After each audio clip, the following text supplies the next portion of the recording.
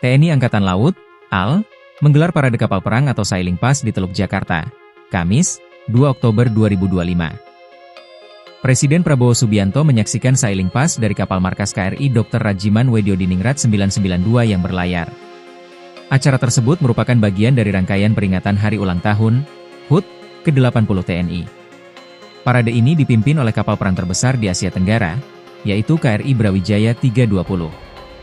TNI AL diketahui mengerahkan pasukan khusus laut, Pasusla, serta 51 unsur kapal perang yang terdiri dari 6 fregat, 10 korvet, 2 kapal selam.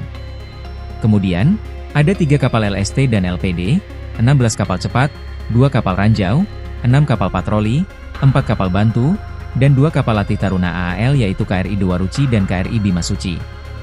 Pada momen itu, ada pula atraksi tembakan meriam kapal perang, RBU 6000 anti kapal selam, serta tembakan multi-launcher rocket system, MLRS, RN-70 Grad yang onboard di KRI Teluk Ambaina 503. Ada pula kapal perikanan tangkap milik nelayan yang dikawal dengan kapal-kapal TNI.